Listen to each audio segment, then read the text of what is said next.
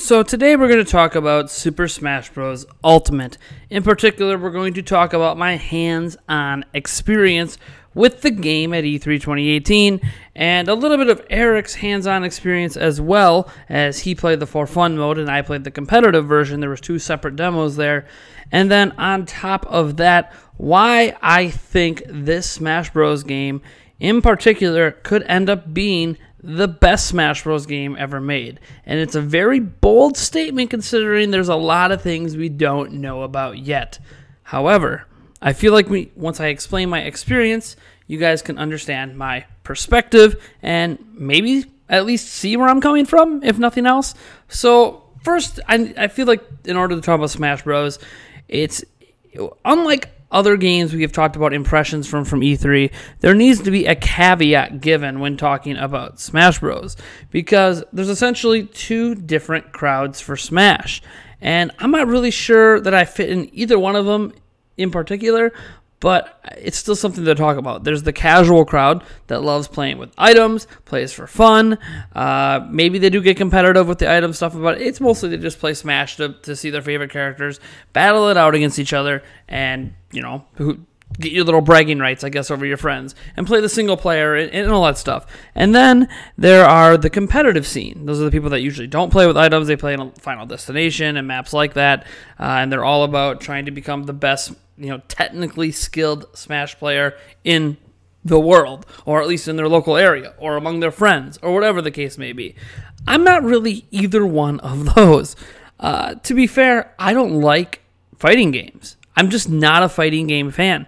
There's a reason we haven't really made a big hullabaloo about things like Dragon Ball Fighters and stuff like that on Switch. And I'm just not into fighting games. Smash has always sort of been that exception, though, because for a long time I did fall into the more casual crowd, where I just like the idea of having Link face off against Kirby, face off against Fox McCloud, face off against Mario. Like it was really cool to have these battles that you might imagine in your head or draw out on pieces of paper at school, but actually see them happen. Over the years, however, I feel like the novelty of such a thing has worn off for me. I mean, as exciting as it was to have Cloud added to Super Smash Bros. This past generation, it was still one of those things where, yeah, but I just don't care how well Cloud performs against Mario, Link, or whatever anymore, because how well he performs is going to come down to the skill level of the player and then the tier that character falls into, right? Like, because especially when you look at the competitive scene, there's different tiers for different characters for a reason, because no matter how great of a player you are, if you play against someone who is equally as skilled as you, but is playing with a character from a better tier, 9 times out of 10, that person is going to win because they have the better, more superior character for that competitive fight. So it's just been kind of a really weird thing to look at. And for a long time, when examining the Super Smash Bros. Community, it's been really weird seeing this I don't want to call it a disconnect. I think actually the Smash Bros. Community is actually more together on things than even the Pokemon community with its competitive scene and its more casual scene. But I do think that it's hard for me to pick where I fall. I definitely would not call myself a competitive Smash Bros. Player. Player Essence and She Says, from the Boundary Break stuff, like all of them are well aware from our Smash podcast that I'm not a super competitive Smash player. Not that I don't really want to be, but I don't have the time to sit down and technically master characters and this game the way that I normally would. So you might be wondering, well, why did you go play the competitive version? Well, someone needed to. There was 2 of us. Someone needed to do it because we needed to see what it was all about. And I've explained this a little bit before, but I can explain it again in so much that there are 3 tiers. You had to climb up each tier on the competitive side. If you won in the first round, which was a 1v1, v1, v1, if you won one of the 2 rounds in that, you moved on to the next round and you got a handkerchief. And then if you won that round, which was the semifinals, you go to the finals, then you're in the big stage and you can win a medal in a one-on-one match. There are no items. The only thing that was on was a final Smash Ball. And no, folks, I did not play with Inkling and I did not play with Ridley. So a lot of folks are going to have questions about Ridley. They're going to have questions about the Inklings, and all I can say is I didn't play with them. So anything I convey about those characters will come from the discussion I had with Eric, either during the most recent Nintendo Prime podcast, or I think 2 podcasts ago we had an E3 podcast. So if you're interested in his thoughts on those characters, that's the place to get those. Otherwise, I might regurgitate a few things that we discussed. But overall, I am very impressed with Super Smash Bros. Ultimate. And I know a lot of things start with, is it a new game or is it a port? Or is it a sequel? I think that's the third one being thrown in there.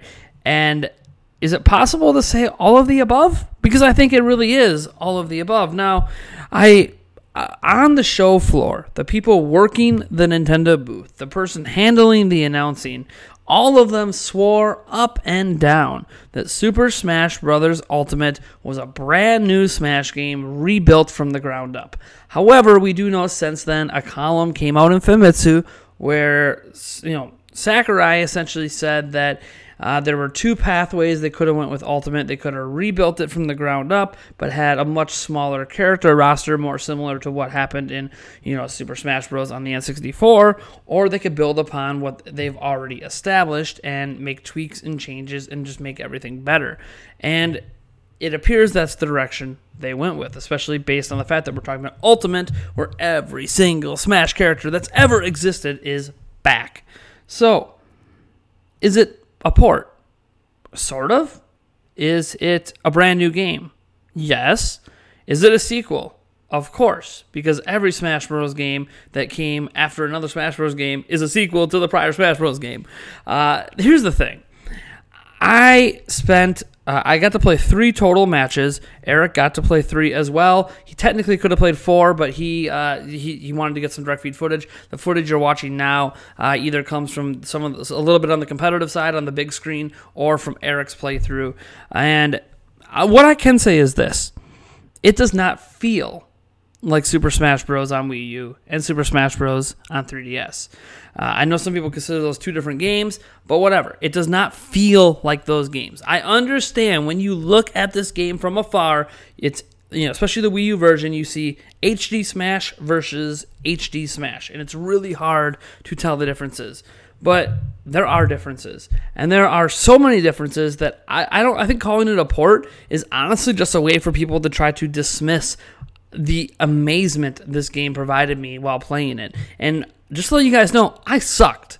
Okay, I sucked big time. I'm sitting here playing against people who are playing Smash competitively, who are just rocking me because I don't do that.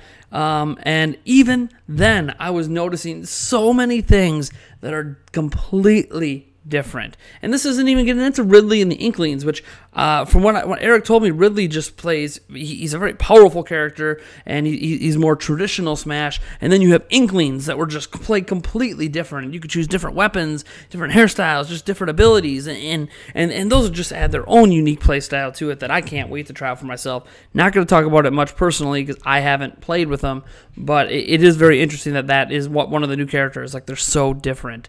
But here's my thing. The game is faster than the previous ones. Now, some people have asked me, is it as fast as Melee? I think if you love the speed of Melee, you're going to say, no, this game is not as fast as Melee. But I think there are moments where it can be. I think there are literal things in the game that have been sped up, and I feel like this was actually confirmed by Sakurai, where he talked about how flying off the screen animations were toned down by like 1.5 seconds and all this stuff. Like, not only did they make some of those animations faster, the actual act of combat and of avoidance and movement is all more fluid than I feel like it's ever been. And that's saying something, because I felt like it was extremely fluid on Wii U as well. I want to be clear here. When I talk about how Super Smash Bros. Ultimate could be the best Smash Bros. Game ever crafted, I'm trying to cover all bases here, right? I'm not just talking about the best ever for the competitive scene, which most people feel is Melee, or the best ever for the casual scene, which some people might feel is Brawl, or some people, might feel is the Wii U version. It's like, to me, the best Smash Bros. Game ever made was the last Smash Bros. Game. And before that, the last one before that, and then the one before that. I feel like Smash has consistently gotten better every single time. And despite my limited time with it, I am very impressed. So let me start with the character I did play with. I was always going to play with him, and that was Link. I got to play with Breath of the Wild Link, and I did get to play on the Great Plateau stage. The Great Plateau stage itself is fantastic. Destructible environment, just like other destructible environments in Smash. Like, it does come back, and it comes back in a pretty clever way that's very Breath of the Wild-like, and it's a lot of fun, and some of you guys have probably seen footage and kind of get the gist of that. Because it was in competitive mode, we didn't play with items on, so I'm not really sure how items play into it, but still, lots and lots of fun. But what I thought was very interesting is that this Link, this Breath of the Wild Link, does not play like Link in the past. And I know this as someone who's just kind of sort of played Smash casually but wanted to be competitive. Link has just not been a competitive thing. It just hasn't been. Like, he's been too clunky, too slow. His reactions are bad. His recovery has always been terrible. His up Bs and down Bs weren't always the best, and obviously, when he had tripping and stuff in the past, it just made him even worse of a character. Even though tripping obviously massively affected faster characters, it also affected someone like Link, and I just hated that. This time around, he feels different. Yes, he has some of the classic up B and down Bs and the spin attack and all that, but he just feels, I don't know, is more floaty, the right way to put it. Like, I don't think he's, floating around like Kirby or anything, or even Jigglypuff, but just in terms of him as a character, he doesn't feel like he's so bogged down. I really hope this makes sense, because I spent a lot of time with Link to try to see what the differences were, and it did not feel like I was even playing the same game. That's how drastic the differences are. It felt like Link was rebuilt from the ground up. And that's what I talk about, where, yes, maybe they started with the Super Smash Bros. For Wii U engine. Maybe they started there, but that doesn't mean that's where they stopped. And they've done so many tweaks, even to a character like Link, that I think most of you guys are going to agree that not only are the tiers for competitive Smash going to probably completely be blown up here, I feel like just in general Smash Bros. Is being blown up. Every character, it looks like they might be adding in every single stage that's ever existed. I don't know if that's confirmed yet, but that's the feeling I got from representatives on the floor.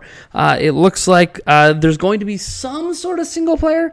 I'm not sure what that single player is going to be. Obviously, a lot of us have some fond memories of a certain single player mode that Sakurai removed due to live streaming. It'll be very interesting to see if they bring something like that back. Some people have fond memories of the Break the Targets minigame.